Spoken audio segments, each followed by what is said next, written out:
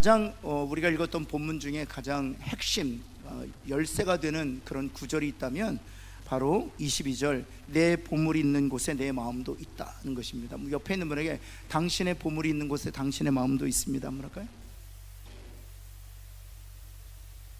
네, 여러분, 우리 흔히 마음이 먼저고 그 다음 보물이 온다고 생각하잖아요. 근데 제가 이 본문을 연구하면서 그리고 묵상하면서 그게 아니라는 사실을 알게 됐어요.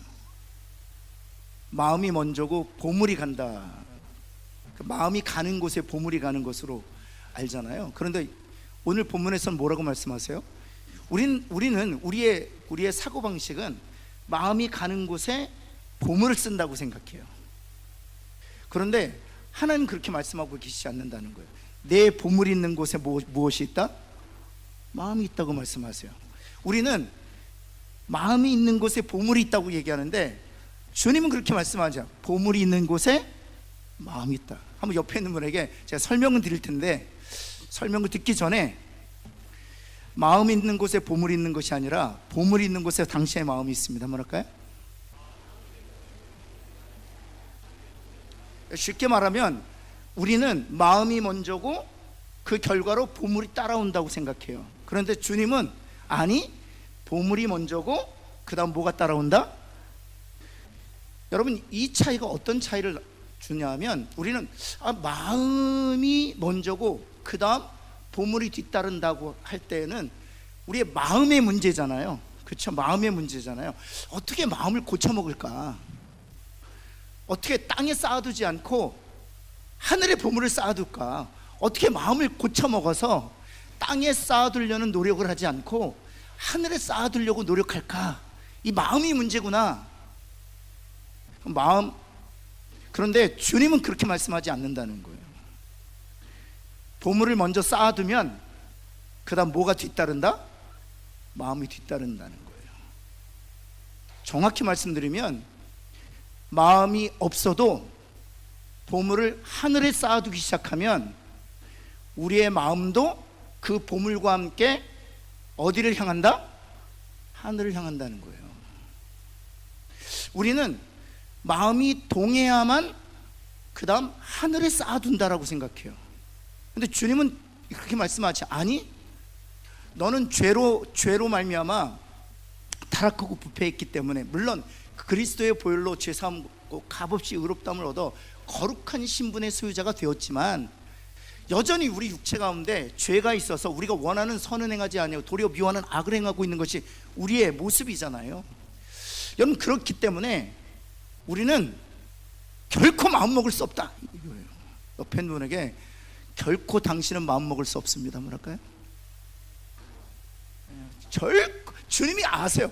결코 당신은 마음먹을 수 없다. 그래서 여러분, 선은 마음먹으면 보물을 하늘에 쌓아둔다. 하지만 주님은 아니, 결코 너는 마음을 먹을 수 없어. 그건 불가능해.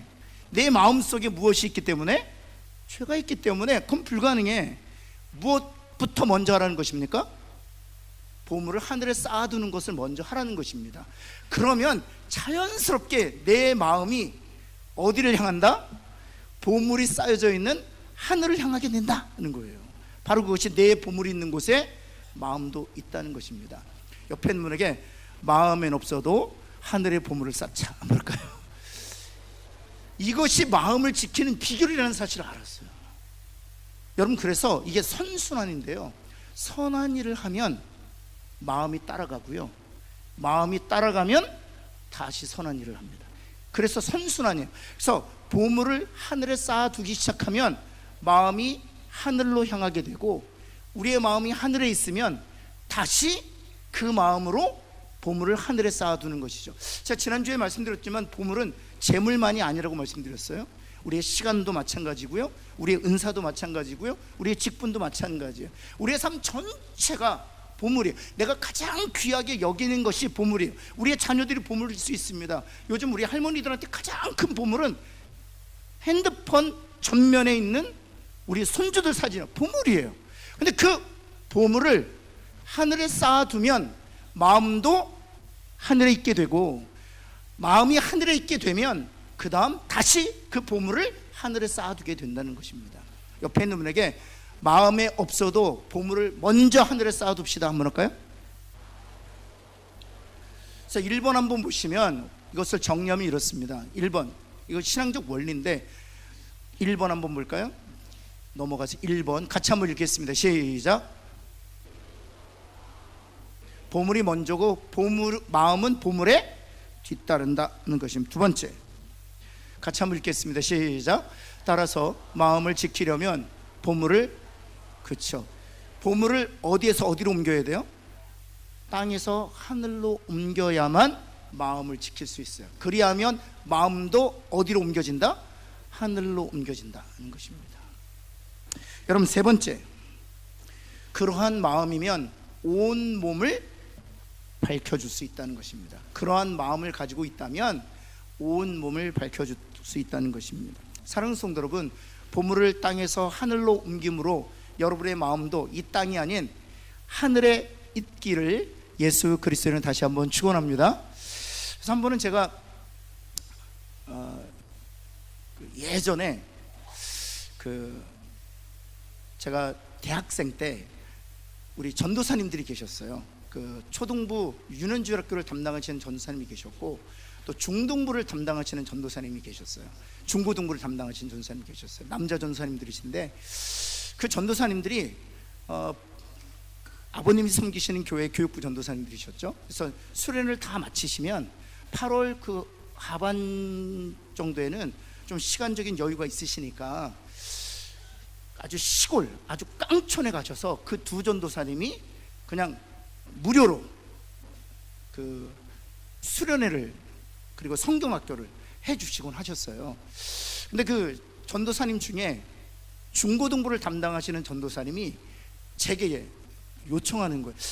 그때 제가 박 선생이었으니까, 박 선생님 혹시 우리랑 같이 가서 3박 4일 중고등부, 초등부 성경학교하고 수련회 봉사 좀 해주지 않겠냐고.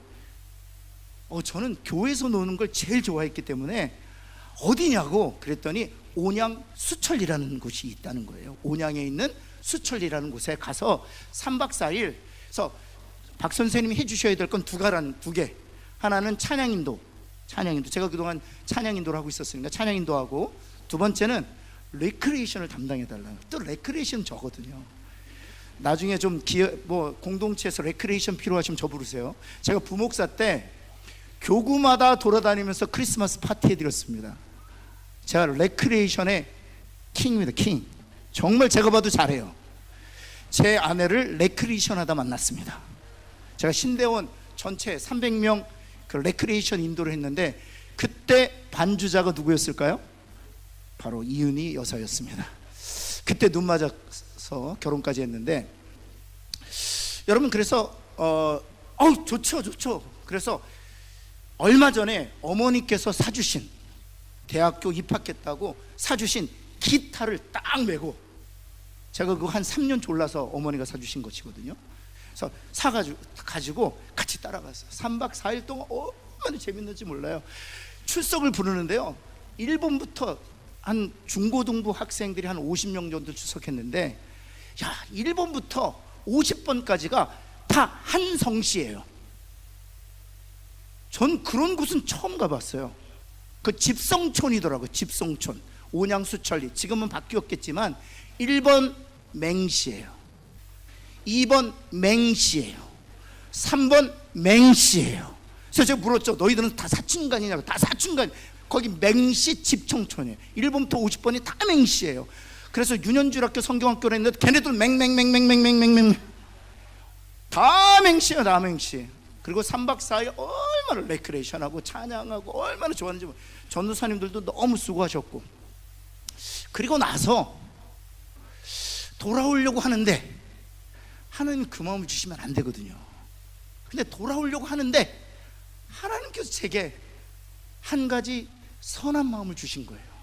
무슨 마음을 주셨냐면, 기타 주고 와라. 미치겠는 거예요. 이거 정말 내가 3년을 졸라서 어머니한테 받았는데 중고등부 학생들이 기타가 없는 거예요. 근데 늘 제가 기타 치는 것을 보면 구경하고 자기도 그 기타 있으면 좋겠다는 그런 의미심장한 눈빛을 보내곤 했었거든요.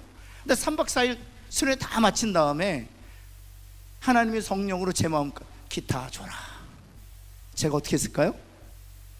제가 그래도 괜찮은 선생님이었어요. 네, 기타를 줬어요. 기타 주고 마음이 있었을까 없었을까요? 마음은 없었다니까요. 주고 싶은 마음이 없었어요. 이게 어떤 기타인데 주고 싶어요. 근데 줬더니 너무 기쁜 거예요. 마음은 원하지 않았어요. 근데 줬더니 그 다음 마음이 어떻게 돼요? 너무 좋은 거예요. 이야, 기타 한 대 더 있었으면 그 다음 또 줬을 거예요. 그런 거예요. 그게 선순환이에요. 여러분, 마음이 없지만 하나님의 말씀에 순종해서 내 보물을, 정말 그때에는 내게 가장 귀한 보물은 그 기타였거든요. 그 기타를 하늘에 쌓아두었을 때 마음이 어떤 거예요? 기쁜 거예요. 여러분, 누군가 구제해 보셔서 알잖아요. 그렇죠? 정말 집사람이 너무 어려운 거예요. 그런데 성령께서 제게 정말 도전하시는 거예요. 저도 감당할 수 없는 금액을 주라 그러는 거예요. 마음은 원하지 않아. 이게 당장 필요한 때가 있거든요. 그런데 마음은 원하지 않는데 순종해서 주잖아요. 그럼 뭐예요? 마음이 기뻐요. 그러면 하나님께서 또 주시도록 허락해 주실 겁니다. 사랑하는 성도, 이런 영적인 선순환에서 승리하시기를 예수 그리스도의 이름으로 축원합니다.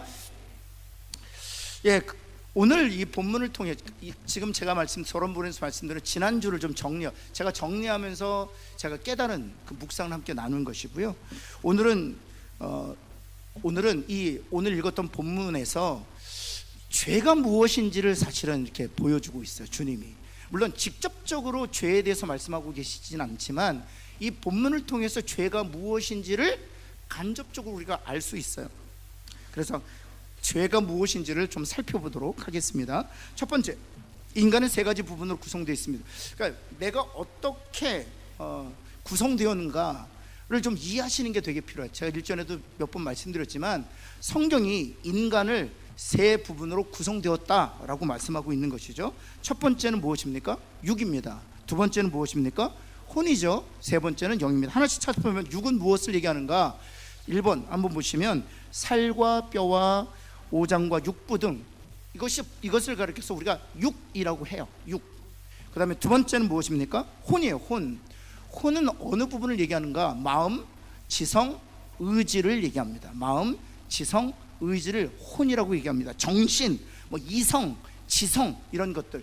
그래서 보이는 것은 육이고 보이지 않는 것은 혼인 것이죠. 물론 간은 보이지 않습니다.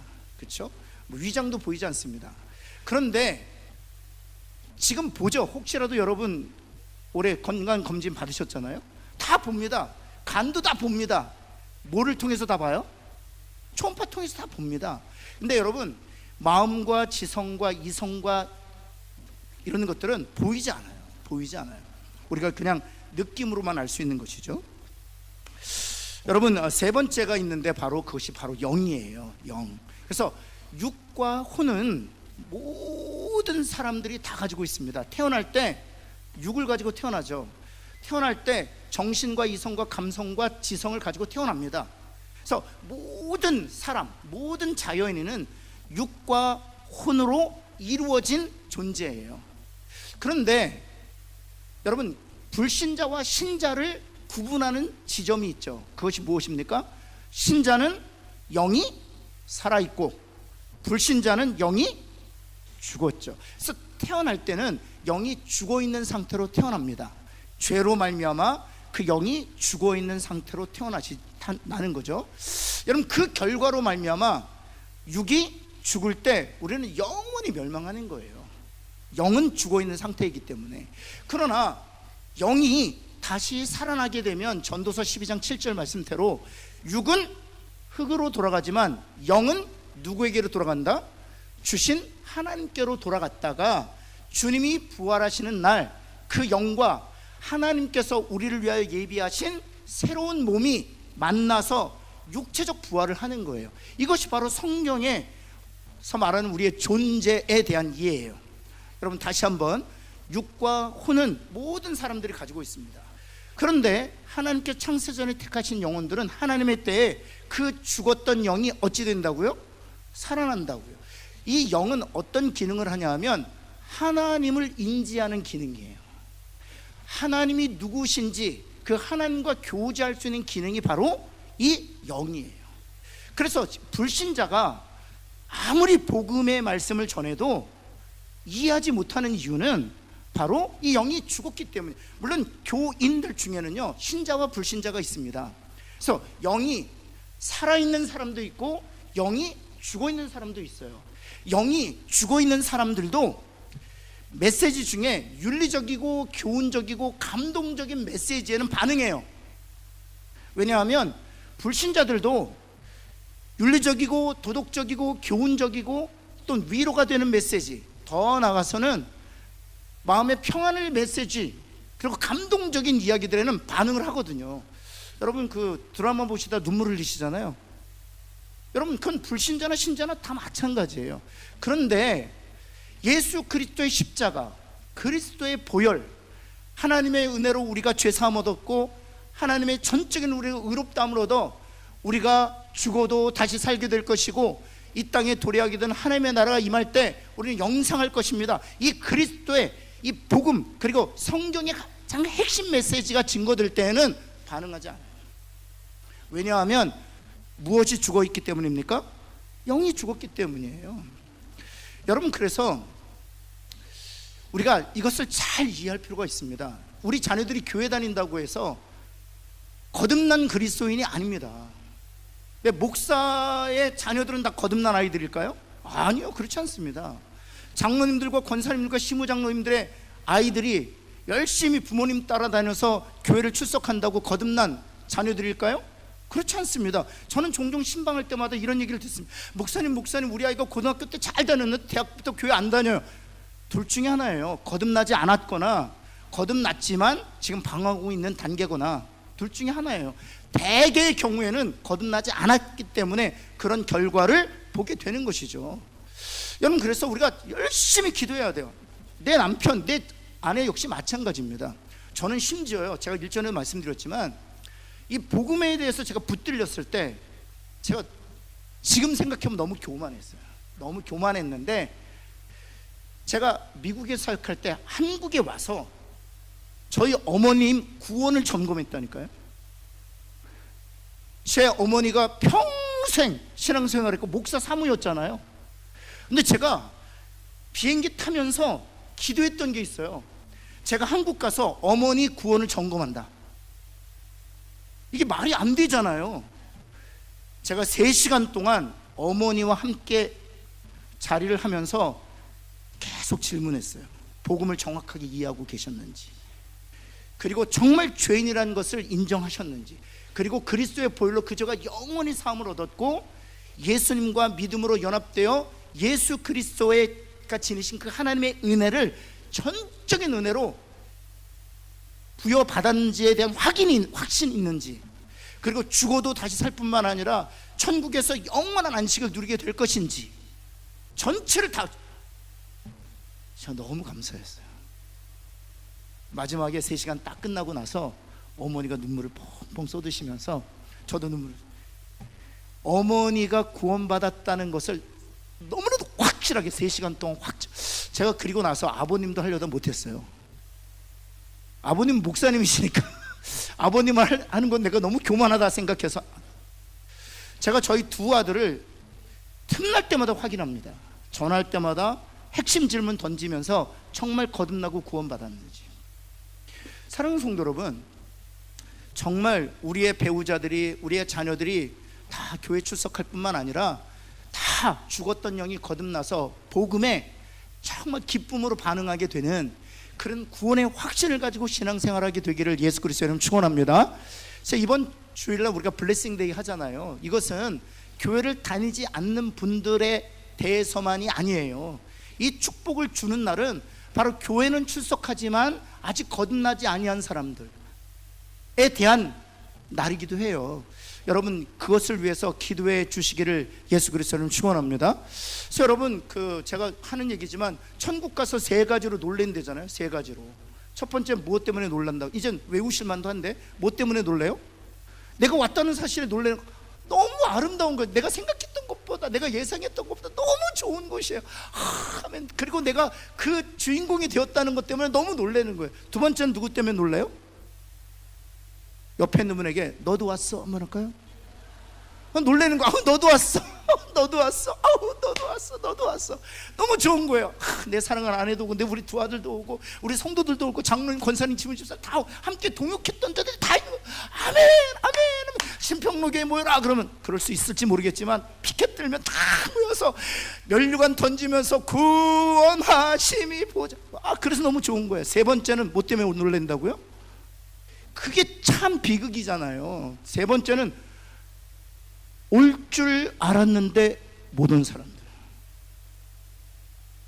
누구보다도 교회라면 제일 먼저 앞장섰고, 누구보다도 새벽에서 물론 극단적인 얘기긴 하지만 그렇게 앞장서서 일하고 새벽에 통성해서 기도하면 전 거듭난 하나님의 자녀라고 저는 믿습니다.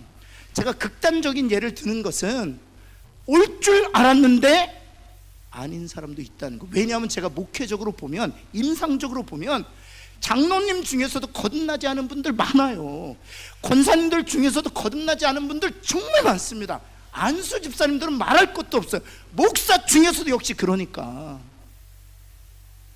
여러분 그래서 우리가 기도해야 될 제목이 있다면 바로 이것입니다. 옆에 있는 분에게 잡은 고기는 놓치지 말자. 뭐랄까요? 이게 저의 목회 철학이에요. 잡은 고기는 놓치지 않아야 되잖아요. 최소한 하나님께서 교회로 보내주셨으면 복음을 들을 수 있는 기회가 있을 것이고, 복음은 그 영혼을 구원하는 능력이기에 복음이 선포될 때 그 영혼이 반드시 구원을 얻게 될 줄을 믿습니다. 그래서 제가 로마서 1장 17절 너무 좋아해요. 그 사람이 구원을 얻는 것은 여러분의 열심도 아니에요. 여러분의 사랑도 아니에요. 여러분의 눈물도 아니에요. 물론 그것이 다 간접적인 도구는 될 수 있지만 직접적으로 그를 거듭나게 하는 것은 복음밖에 없어요. 복음은 구원받는 자가, 복음은 뭐예요? 하나님의 구원하시는 능력이라고. 하나님의 구원하시는 능력이라고. 복음만이 죽은 영을 살리는 하나님의 능력이에요. 저는 다음 세대, 우리 청년 세대, 우리 장년 세대 예배 드릴 때마다 이 복음이 계속 증거되기를 예수 그리스도에 다시 한번 기도합니다. 바로 육혼 영이 있다는 것입니다. 얼마나 감사해요. 우리 영이 살아있다는 것. 여러분 믿어지세요? 믿어지세요? 저 믿어져요. 여러분 빛과 어둠이 있다는 사실을 여러분 인정하세요? 그런데 하나님의 전적인 은혜로 어둠에 있던 나를 빛으로 옮기셨다는 이 하나님의 이 말씀에 동의가 되세요? 여러분 진리가 있다는 것을 여러분 확신하십니까? 여러분 이렇게 우리가 인정하고 믿고 깨닫고 확신하게 된 것은 바로 죽었던 영을 성령께서 거듭나게 하신 결과예요. 여러분 그러기에 하나님께 감사할 수 있었으면 좋겠고요. 우리가 정말 아직도 영으로 죽어있는, 교회는 출석하지만 영이 죽어있는 그들을 위해서 기도하는 저와 여러분 되기를 예수 그리스도는 축원합니다. 자, 2번으로 넘어가기 전에 한 가지 제가 여러분에게 질문을, 성령님은 어디 계실까요? 우리 속에 계신다고 말씀하셨거든요. 요한복음 14장 16절 17절을 보면 너희 속에 계시느니라 그랬어요. 영원히. 성령님은 우리 속에 계시느니라 영원히. 그렇다면 성령 하나님은 육에 계실까요? 혼에 계실까요? 영에 계실까요? 다 계세요. 육에도 계시고 혼에도 계시고 우리 영에도 계세요. 여러분 앞에도 계시고 뒤에도 계시고 옆에도 계세요. 만물 가운데 성령님은 충만히 계세요. 여러분 그래서 우리의 육도 누가 주관하실 수 있는 거예요? 성령님이 주관하실 수 있는 거예요. 우리의 마음과 지성과 이성도, 우리 감정도 누가 주관하실 수 있어요? 성령님 주관하실 수 있는 거예요. 또 영 안에 계셔서 하나님과 교통하시는 것이죠. 여러분 분노 게이지가 탁 오를 때 누구에게 기도해야 될까요? 그렇다면 그렇죠. 성령님 내 마음을 붙들어 주세요 하면 여러분 성령께서 그 분노 게이지를 다 낮추시는 거죠. 여러분 또한 말씀을 읽다가 의심이 찾아올 수 있어요. 우리 지성 가운데 의심이 찾아올 수 있어요. 우리 이성을 공격할 수 있어요. 그럼 이성과 지성을 다스릴 수 있는 누구에게 맡기면 돼요? 성령님. 성령님 이런 의심이 찾아왔네요. 성령님께서 깨닫게 하시고 알게 하시고 진리로 나를 인도해 주세요 라고 기도하시면 됩니다. 그런 저와 여러분 되기를 간절히 소원합니다. 그래서 두 번째, 죄의 첫 번째 작용은 인간의 무엇을 부패시키는 것? 혼을 부패시키는 거예요. 마음과 지성과 이성을 부패시키는 거예요. 여러분 그래서 사람들이요 그렇게 똑똑한 사람이 예수 그리스도를 인정하지 않아요. 왜요? 죄는 바로 우리의 지성과 이성과 우리의 감정과 우리의 의지를 혼탁하게 하기 때문에 그렇습니다. 여러분 한번 볼까요? 마음의 부패, 마태복음 6장 21절 같이 한번 읽겠습니다. 시작. 내 보물이 있는 그곳에는, 그렇죠, 보물을 땅에 쌓아뒀기 때문에 내 마음도 어디에 있는 거예요? 땅에 속해 있는 거예요. 여러분 지성의 부패, 마태복음 6장 22절 말씀인데 같이 한번 읽어볼까요? 시작. 눈은 몸의 등불이니 그러므로 내 눈이 성하면 온몸이 밝을 것이요 눈이 나쁘면, 여기서 눈이란 문맥을 보면 마음이에요. 마음이 어두우면 몸도 어둡다 그런 것입니다. 여기서 말하는 몸은 지성의를 말하는데 그 중에 가장 지적인 면을 많이 해요. 지적인 면. 마음이 어두우면 지적인 면도 타락하게 된다 그런 것입니다. 여러분 세 번째, 의지의 부패. 의지도 부패한다. 6장 24절 같이 한번 읽을까요? 시작. 한 사람이, 야 이건 주님이 말씀한 한 사람이 두 주인 섬기지 못한다. 그런데 그 불가능한 것을 우리가 가능하게 하죠. 하나님도 섬기고 땅도 섬기고. 여러분 그것을 가능하게 하는 것이 우리의 의지가 타락했기 때문에 그것이 가능한 거예요. 옆에 있는 분에게 불가능을 가능하게 한 것은 당신이 타락했기 때문입니다. 뭐랄까요? 얼마든지 그게 가능하죠. 이와 같이 죄는 우리의 혼을 부패시킨다는 것입니다. 여러분 세 번째, 죄의 두 번째 작용은 사물의 우열의 가치를 보지 못하게 한다는 것입니다. 무엇이 우고 무엇이 열인지를 우리가 깨닫지 못한다는 것입니다. 놀라운 것은 첫 번째, 여러분 영혼과 시간, 영혼과 시간. 그냥 단어만 들으세요. 영혼이 더 귀해요? 지금 시간이 더 귀해요? 영혼이 더 현재라고 얘기하는 게 여러분 필요해요. 왜냐하면 왜 시간이라는 단어를 썼냐 하면 시간에는 세 개의 시간이 있습니다. 그렇죠? 첫 번째 뭐가 있어요? 과거. 두 번째 현재. 그 다음 세 번째 미래. 과거, 현재, 미래가 시간이에요. 물론 거기에 현재 완료도 있고 뭐 과거 완료도 있고 현재 진행형도 있고 그렇지만 크게 시간을 따지면 과거, 현재, 미래죠. 근데 이 영혼은 무엇을 얘기하는 것입니까? 시간 밖에 있는 개념이에요. 시간 밖에 있는 개념. 그래서 영혼과 시간 중에 무엇이 더 가치 있는 것일까요? 영원히 가치 있죠. 왜냐하면 하나님은 시간 안에 존재하시는 분일까요? 아니면 영원 속에 계시는 분일까요? 그렇죠. 그래서 시간은 하나님께서 천지를 창조하심으로부터 시작됐어요. 정확하게 천지 창조할 때 6일 걸렸잖아요. 인간을 창조하실 때까지. 그러면 시간이 창조되었을 때가 언제일까요? 며칠째일까요? 시간이 시작된 날이 있어요. 시간이 시작된 날. 언제부터 시작이 시작됐을까요? 객관식으로 하겠습니다. 1번 첫째 날, 2번 둘째 날, 3번 셋째 날, 4번 넷째 날. 네, 옆에 있는 분에게 한 번 더 하겠습니다. 성경도 모르고. 여러분 첫째 날에는 빛이 있으라 하셨죠. 여러분 시간은 언제부터 생겨나게 된 걸까요? 지금 여러분이 시간을 지금 몇 시예요? 8시 18분. 예.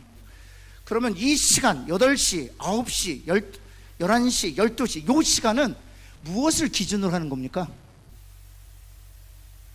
양력이니까 뭘 기준으로 해요? 태양. 우리 옛날 조선시대 살았던 사람들은, 이스라엘 사람들은 달이 기준이니까 그걸 뭐라 그래요? 음력.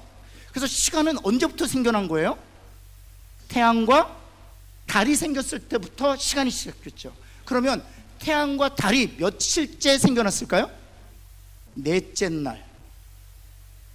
그래서 첫째 날, 둘째 날, 셋째 날 시간이 없었어요. 넷째 날부터 시간이 시작되죠.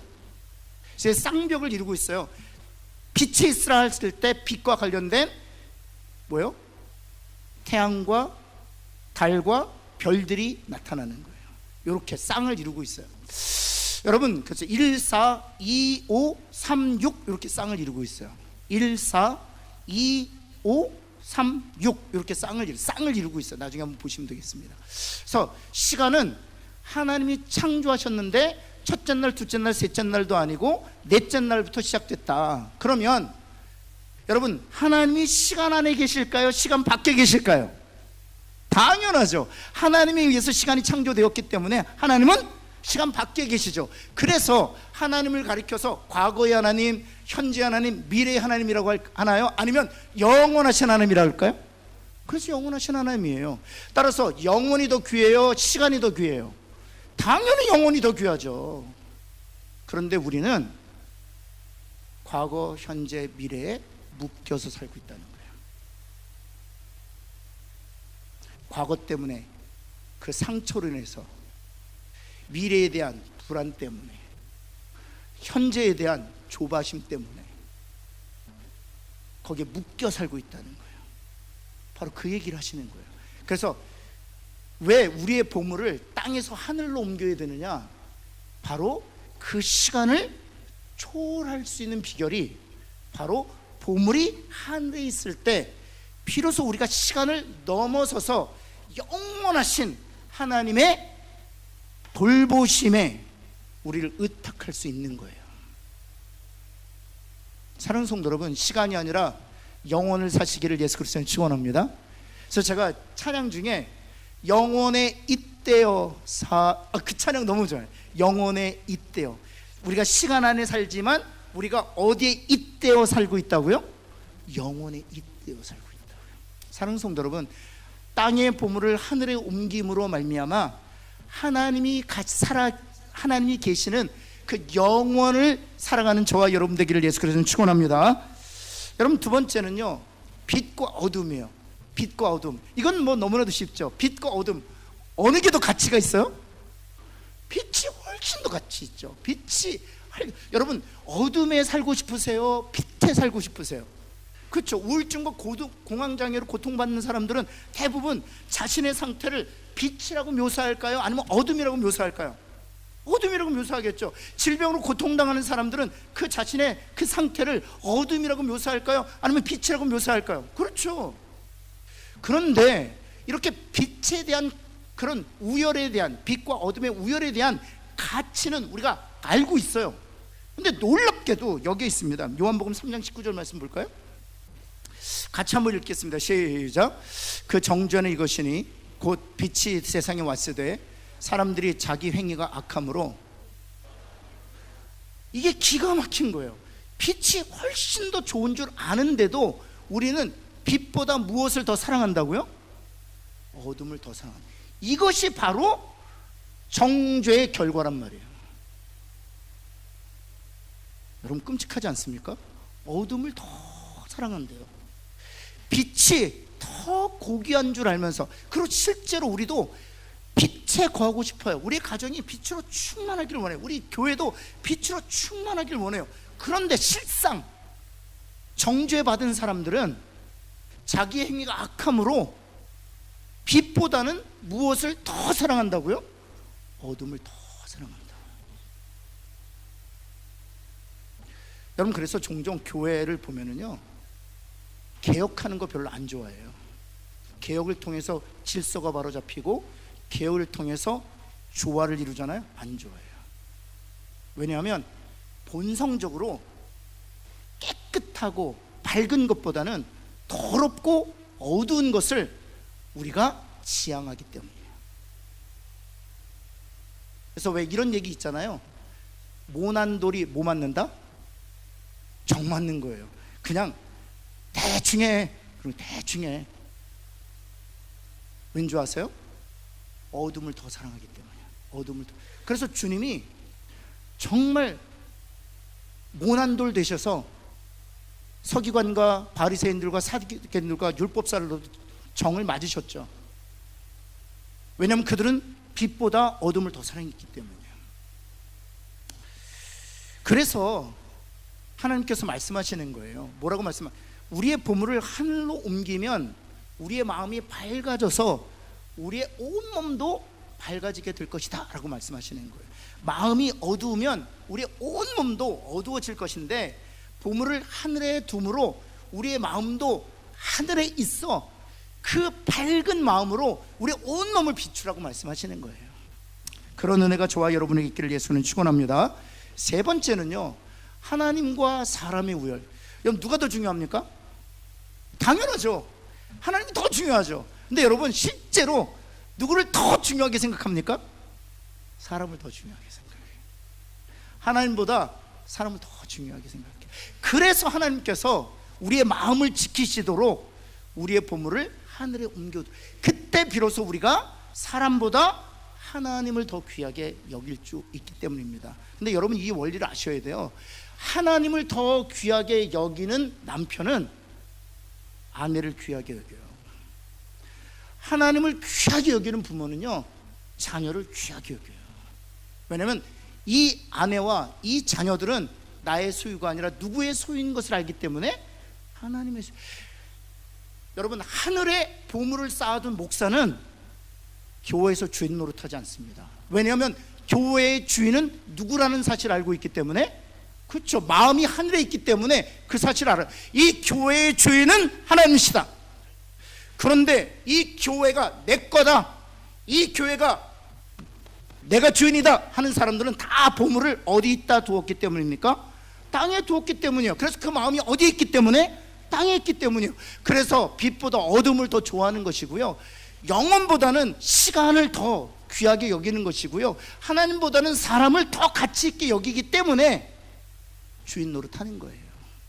사랑하는 성도 여러분, 정말 우리의 보물을 하늘에 쌓아둠으로 이 우열을 정확하게 가릴 뿐만 아니라 그 높은 뜻과 가치를 가지고 살아가는 저와 여러분 되기를 예수 그리스도는 축원합니다. 네 번째, 죄의 세 번째 작용은 섞는 거예요. 섞는 거. 한번 옆에 있는 거, 죄는 섞는 겁니다. 한번 할까요? 이게 굉장히 중요해요. 하나님과 재물을 섞일 수 없어요. 분명히 이렇게 말씀하셨거든요. 하나님과 재물은 섞일 수 없다, 주님이 말씀하세요. 마태복음 6장 24절 말씀, 우리 한번 같이 한번 읽어볼까요? 시작.